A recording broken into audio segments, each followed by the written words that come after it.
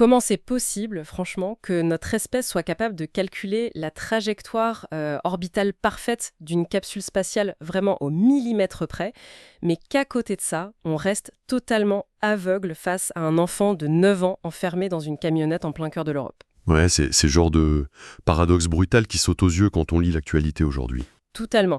Et c'est vraiment l'objectif de cette exploration approfondie aujourd'hui.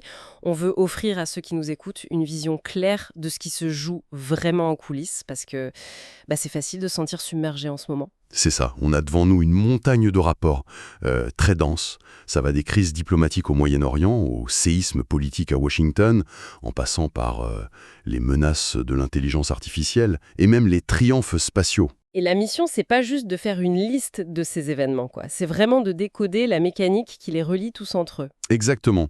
Et ce fil conducteur, c'est la tension permanente entre une vulnérabilité systémique, qui est franchement effrayante, et une ingéniosité humaine absolue. Chaque source qu'on va disséquer aujourd'hui illustre ça. Soit un système au bord de la rupture, soit un système qui repousse les limites de la physique. Bon, décortiquons tout ça. On va commencer par l'endroit où la géopolitique a un impact direct, genre immédiat, sur le portefeuille de la planète entière, le niveau macro. En ce moment, il y a des pourparlers à très haut risque qui se déroulent à Islamabad. Tout à fait. C'est le vice-président américain J.D. Vance qui mène ces négociations avec des responsables iraniens. Le but, c'est de stabiliser un cessez-le-feu qui est extrêmement fragile. Mais le vrai enjeu de ce week-end décisif, c'est pas juste un bout de papier, c'est un lieu géographique très précis, le détroit d'Ormuz. Et souvent, on entend que c'est la veine jugulaire de l'économie, mais moi, je trouve l'analogie un peu usée. C'est la valve de pression de la machine mondiale. Une valve qui est hyper étroite d'ailleurs. C'est une excellente façon de le formuler.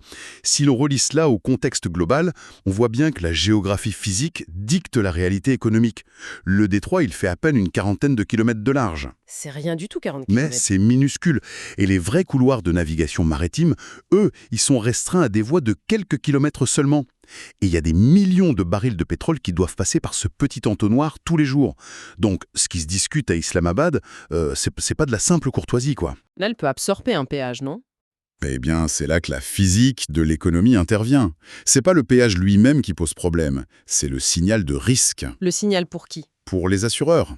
Dans le transport maritime, dès qu'une zone devient instable, les assurances réagissent immédiatement. Une prime d'assurance contre les risques de guerre pour un supertanker, ça peut passer de 0,01% à 1 ou 2% de la valeur totale du navire, en quelques heures. Ah waouh! Donc on parle de millions de dollars qui s'ajoutent d'un coup. Voilà, pour un seul trajet. Face à ces coûts, les armateurs, ils ont deux choix. Soit ils paient ces tronçons aux assureurs, soit ils détournent leurs navires en contournant l'Afrique. Ce qui rajoute des semaines de voyage, j'imagine. Absolument. Et dans les deux cas, le coût du transport explose. Ce surcoût, il est répercuté sur le baril de pétrole, puis sur le carburant et au final, sur le prix de chaque légume dans nos supermarchés. C'est pour ça qu'une petite friction dans un couloir de 3 km, ça crée de l'inflation mondiale. D'accord, la mécanique est super claire. Mais les sources parlent aussi de la Chine dans cette équation. Et là, franchement, je bloque. La Chine est le premier importateur mondial de pétrole. Ils ont désespérément besoin d'énergie pas chère. Pourquoi ils laisseraient l'Iran, qui est leur partenaire, menacer cette artère routière? C'est une excellente observation. Mais la dynamique de pouvoir, elle est beaucoup plus machiavélique que ça. Il faut regarder les sanctions internationales. L'Iran, comme il est sous sanction, il vend déjà une grande partie de son pétrole à la Chine via une flotte fantôme. Ah! Donc ils ont déjà des prix cassés. Exactement. Avec d'énormes réductions. Donc, si le détroit devient instable pour les flottes occidentales, les prix mondiaux flambent. Ça paralyse les économies concurrentes de la Chine. Pendant que Pékin, de son côté, continue de se fournir en douce. C'est ça. L'instabilité, c'est un poison pour le marché libre, mais ça peut être un levier asymétrique redoutable pour certains acteurs. C'est fascinant. L'instabilité comme arme économique. Et on voit bien que ça s'inscrit dans un contexte plus large, avec les affrontements entre le Hezbollah et Israël, les frappes russes à Odessa. Tout ça ressemble à une énorme plaque tectonique sous pression. Oui, les tensions s'accumulent partout. Mais changeons d'échelle un instant. On va quitter l'international pour observer ce qui se passe à l'intérieur, au cœur même des institutions démocratiques américaines. Le contraste est saisissant en effet. Les luttes de pouvoir internes, elles répondent à d'autres règles, mais elles sont tout aussi féroces. Alors, juste avant d'aborder ces dossiers sur Washington, je dois fixer une règle stricte pour cette analyse. On va parler de scandales, de projets controversés, de remaniements judiciaires. L'objectif pour nous n'est absolument pas de prendre parti. On valide pas d'accusations, on soutient aucun bord politique de gauche ou de droite. Notre mission, c'est d'observer froidement la mécanique du pouvoir. C'est indispensable de le préciser. On garde une neutralité absolue, on observe les structures, pas les idéologies. Voilà. Alors, prenons le cas du représentant américain Eric Swalwell. Les rapports indiquent qu'il fait face à des accusations d'agression sexuelle extrêmement graves de la part d'une ancienne collaboratrice. Et ce qui est fou, mécaniquement parlant, c'est la vitesse à laquelle sa campagne pour le poste de gouverneur de Californie s'est désintégrée. C'est fulgurant. Des leaders de son propre parti, y compris Nancy Pelosi, ont immédiatement exigé sa démission. Ce qui est fascinant ici, c'est vraiment la question de la temporalité. La politique moderne, elle opère sur un cycle impitoyable de 24 heures. Le capital politique de quelqu'un, même accumulé sur des années, il peut s'évaporer en une matinée. C'est le système immunitaire du parti qui s'active en gros. Exactement. Dès qu'un politicien devient un risque pour l'image globale du parti, il est isolé et éjecté. C'est de la survie immédiate. Alors, qu'est-ce que tout ça signifie? Parce que le contraste avec les autres documents est dingue. Pendant que Swalwell lutte pour sa survie politique au jour le jour, d'autres pensent en siècles. Donald Trump propose un projet de monument colossal à Washington DC, un arc de triomphe d'environ 76 mètres de haut. Oui, un projet qui suscite à la fois des éloges et des critiques acerbes. Bien sûr.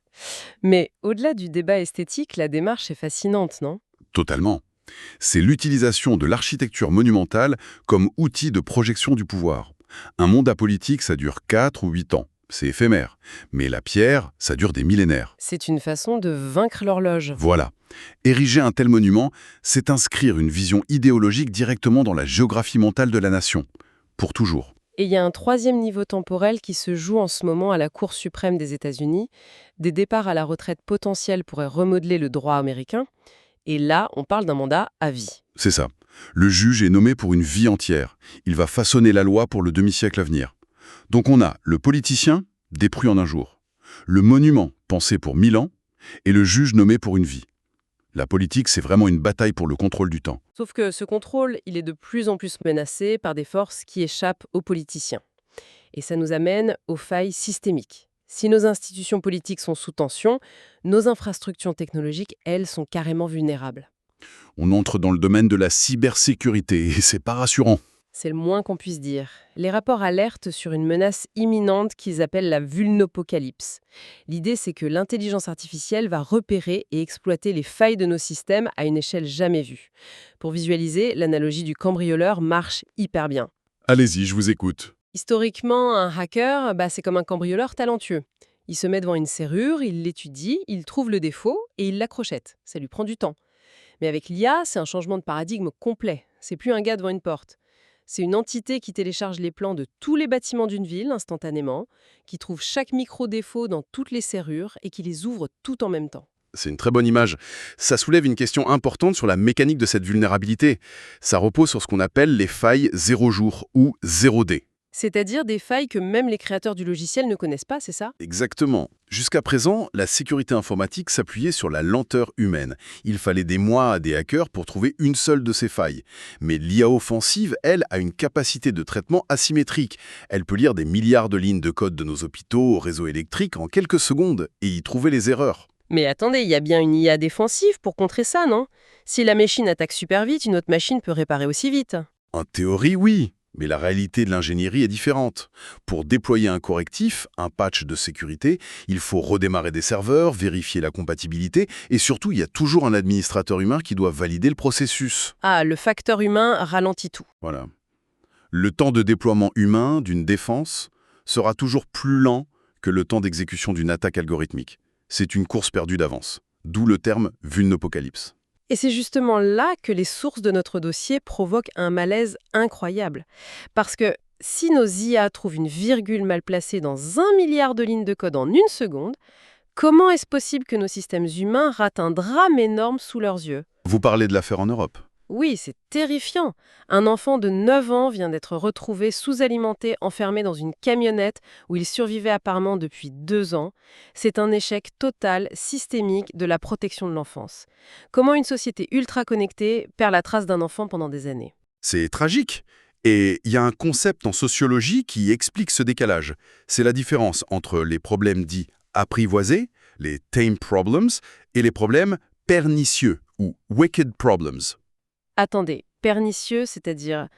C'est quoi la différence? La cybersécurité, bizarrement, c'est un problème apprivoisé, parce que ça repose sur des mathématiques, de la logique pure. Il y a des règles claires, même si elles sont complexes. Mais la protection sociale, c'est un problème pernicieux. Parce qu'il n'y a pas de solution mathématique finale? Exactement. Ça implique l'irrationalité humaine, le droit à la vie privée, le manque de budget des administrations, l'indifférence des voisins.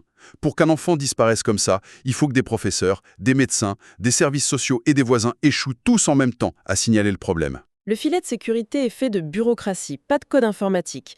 Et la bureaucratie génère une friction qui nous rend complètement aveugles. C'est vraiment glaçant de cynisme quand on y pense. La machine est parfaite et l'humain s'effondre. Oui, mais heureusement, la dernière série de documents vient équilibrer un peu ce constat. Elle nous montre que quand l'humanité arrive à transformer ses défis en problèmes apprivoisés, elle fait des miracles. C'est là que ça devient vraiment, vraiment intéressant. On doit parler d'Artémis 2. Parce qu'après tout ce chaos terrestre, on regarde vers le haut. C'est le contrepoint parfait, la mission de la NASA. Les faits sont monumentaux. La NASA a terminé la mission Artemis 2 avec un succès absolu. 4 astronautes ont passé 10 jours dans le vide spatial en orbite autour de la Lune et ils sont rentrés sains et saufs. C'est le premier survol lunaire habité depuis Apollo. On est capable de laisser tomber un enfant dans un van, mais on peut propulser des humains à presque 400 000 km et les ramener vivants. C'est le triomphe de l'ingénierie. C'est vrai que le contraste donne le vertige, et il faut bien comprendre pourquoi ce succès est si crucial. C'était pas juste un vol de tourisme pour faire de belles photos. C'était un test de stress extrême pour l'infrastructure qui va nous emmener sur Mars. Mais en quoi c'est si différent d'un séjour de plusieurs mois dans la Station spatiale internationale? Je veux dire, on a déjà des humains dans l'espace en permanence, non? Oui, mais la différence, c'est l'environnement radiatif profond, et ce qu'on appelle les ceintures de Van Allen. L'ISS a l'orbite à seulement 400 km au-dessus de nos têtes. Elle est protégée par la magnétosphère de la Terre. Ah oui, le bouclier naturel de la planète. Exactement. Mais l'espace lointain, lui, il est saturé de radiation mortelle. La capsule Orion, d'Artemis 2, devait prouver que ces boucliers anti-radiation et ces systèmes de survie en circuit fermé fonctionnaient à la perfection, sans possibilité de sauvetage rapide. C'est vrai que si un truc lâche là-bas, il n'y a pas de retour d'urgence en 2 heures. Il faut des jours. Voilà. Ce survol, c'était la preuve de concept indispensable pour la suite. Et ça ouvre officiellement la voie vers Mars. C'est incroyable de voir que malgré nos querelles, des milliers d'ingénieurs peuvent se coordonner pendant des décennies pour atteindre ce niveau de perfection. C'est parce que, pour revenir à notre concept de tout à l'heure, la mécanique céleste est l'ultime problème apprivoisé. La gravité ne triche pas. C'est exactement ça. L'univers est mortel, mais il obéit à des lois immuables. Le vide spatial, il ne négocie pas de cessez-le-feu. L'environnement est prévisible et surtout, il est totalement dépourvu de nature humaine. Quel grand écart aujourd'hui. On a commencé par un détroit maritime minuscule où se joue l'équilibre financier du globe. On a traversé les scandales impitoyables de Washington où certains veulent bâtir pour l'éternité pendant que d'autres s'effondrent en un jour. On a vu les failles terrifiantes de l'IA et la lenteur désolante de nos systèmes sociaux face à un enfant en détresse. Et on finit sur la trajectoire mathématiquement pure d'une capsule orbitant la Lune. Cette juxtaposition spectaculaire, elle pousse vraiment une réflexion de fond. Je me disais, en lisant ces rapports, si l'humanité est intellectuellement capable de maîtriser les équations impitoyables du voyage interplanétaire, pourquoi la conception d'un monde terrestre fonctionnel nous échappe à ce point ? C'est la vraie question. Pourquoi concevoir un filet de sécurité sociale infaillible ou un cessez-le-feu permanent, ça semble plus impossible que de fabriquer un bouclier anti-radiation pour la Lune ? L'horizon martien approche à grands pas. La vraie question, c'est pas de savoir si on atteindra la planète rouge, mais est-ce que ce voyage va nous obliger à transcender notre nature chaotique ou est-ce qu'on est juste en train de construire un vaisseau parfait pour aller exporter nos propres dysfonctionnements sur une planète vierge ? Ouf, c'est une pensée vertigineuse. Exporter notre génie ou bien exporter nos pires failles. En tout cas, l'analyse de tous ces dossiers prouve une chose. Il faut jamais se contenter des gros titres. Il faut comprendre les mécaniques en dessous, que ce soit les assurances maritimes ou l'IA, pour ne pas subir l'information. L'esprit critique, c'est vraiment notre meilleur radar. Un grand merci à ceux qui nous écoutent d'avoir suivi cette exploration avec nous. À très vite.